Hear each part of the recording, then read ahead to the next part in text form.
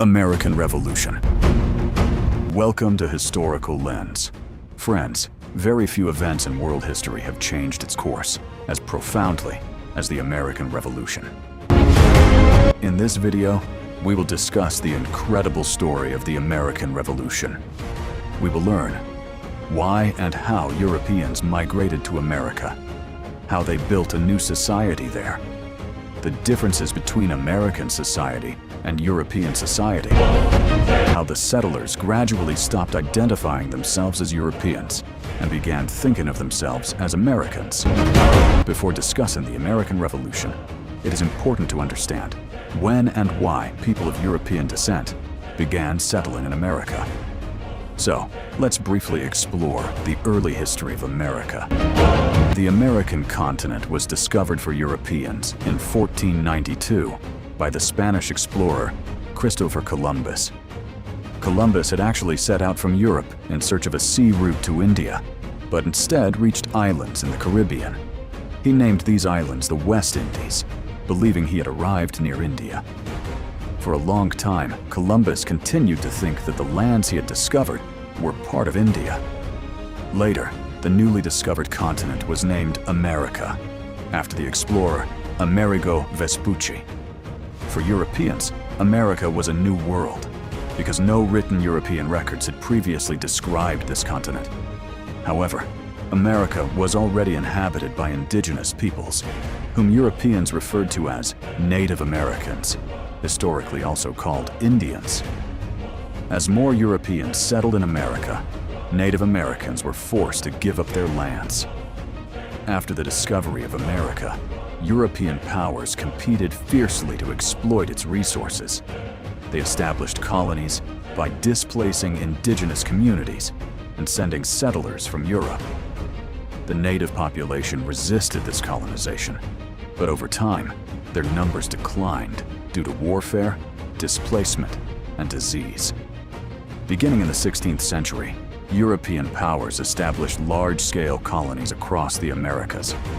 Spain colonized Mexico and much of South America. Portugal settled Brazil, while England and France established colonies in North America and Canada. During this process, European powers fought not only the indigenous peoples, but also one another for control of territory. By 1732, Britain had established 13 colonies along the eastern coast of North America. The first permanent English colony was founded at Jamestown, Virginia, in 1607. Over time, 12 more colonies were established, with Georgia, founded in 1732, becoming the last of the 13.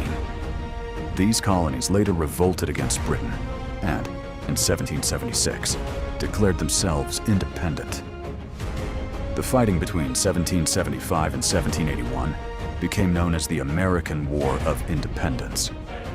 The Europeans who settled permanently in America were known as colonists or settlers. This raises an important question. What circumstances led Britain's own colonies to rebel against their mother country? To answer this, we must first understand the political, social, cultural, and economic systems of colonial America. Political setup. Each of Britain's American colonies had its own legislature and executive government. The members of the local legislature were elected by the colonists.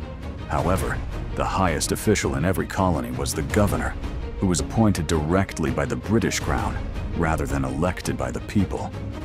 The settlers came from different parts of Europe, although the majority were of English origin. Most had migrated to America in search of better economic opportunities. In the beginning, maintaining ties with Britain benefited the colonists. Britain provided political stability, economic support, and military protection. British forces defended the colonies against attacks from Native Americans and rival European powers such as France and Spain. For these reasons, the early settlers accepted British sovereignty and remained loyal to the Crown. A new American identity. By the 1730s, however, a distinct American identity had begun to emerge. The second and third generations born in America no longer considered themselves Europeans. They had never lived in England. and their lives, experiences, and opportunities were completely different from those of people across the Atlantic. As America developed socially, culturally, and economically, its people gradually began to think of themselves not as Englishmen or Europeans, but as Americans. Social and cultural setup. Compared with Europe, American society was more liberal and progressive. Religious persecution was a major problem in Europe. In countries where Catholics formed the majority, Protestants were often persecuted. Likewise, in Protestant-majority countries, Catholics faced discrimination. America was different. People of different Christian denominations lived together more peacefully.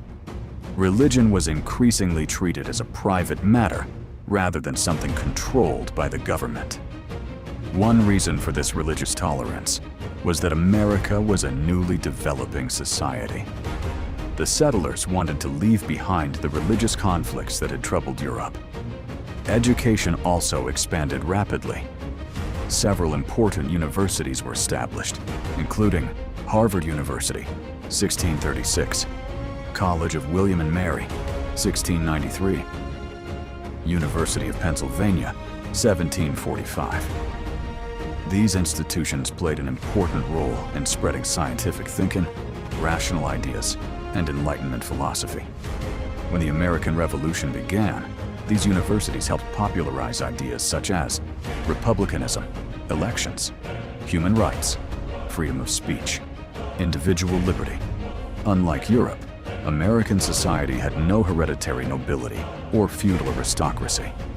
Society was broadly divided into only two groups, the wealthy and the poor, but no one received political power simply because of birth. People earned their status through merit, making it easier for Republican ideas to take root. Economic setup. America's economy was based on capitalism and the free market system. Government interference in business was relatively limited, and goods were produced mainly for profit. Most European settlers had come to America hoping to improve their economic condition. Because America was a new and rapidly developing land, there were enormous opportunities in agriculture, trade, manufacturing industry. Within about 150 years of the founding of the first English colony at Jamestown, America had developed a vibrant capitalist economy. Farmers produced crops such as tobacco, cotton, sugarcane. A large portion of these products was exported overseas. Other industries, including shipbuilding, timber production, mining, and fishing, also experienced significant growth. Trade flourished not only among the colonies themselves, but also across the Atlantic with Europe. However, Britain viewed the colonies mainly as a source of wealth for the British Empire. Instead of allowing the colonies to develop independently, Britain designed trade policies that primarily benefited Britain rather than the American settlers. These policies gradually created tension between Britain and its colonies, laying the foundation for the American Revolution. British trade policies in America. As the American colonies grew wealthier, Britain introduced a series of trade laws to control colonial commerce and ensure that the colonies served Britain's economic interests. The British Parliament passed several important laws, including Navigation Acts, Staple Act, 1663, Iron Act, 1750, Wool Act, 1750. Navigation Acts.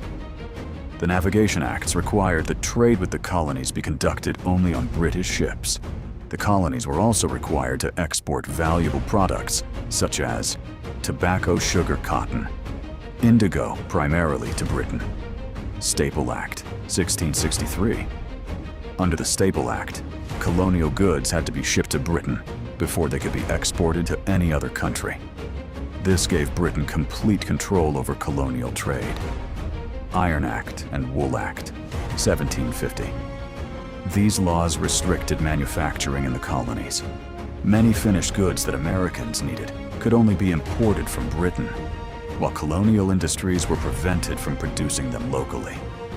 By the 1750s, it had become clear that Britain's primary concern was the prosperity of its own economy, rather than the welfare of the American colonies.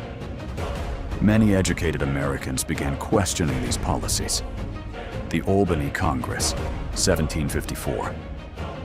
In 1754, representatives from 7 of the 13 colonies met at the Albany Congress.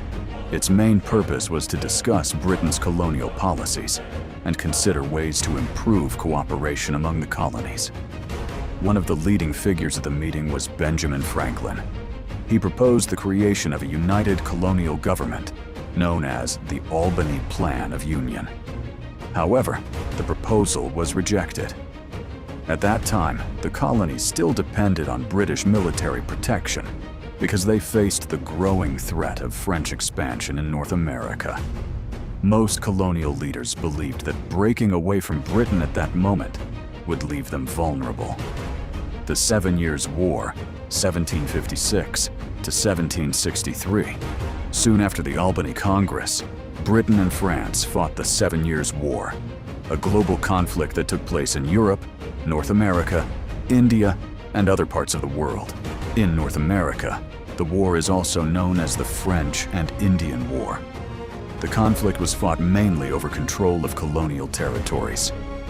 Britain controlled the 13 colonies along the Atlantic coast, while France controlled large areas stretching from the Great Lakes to Louisiana and the Mississippi Valley. Both empires wanted to expand their territories. After years of fighting, Britain emerged victorious in 1763.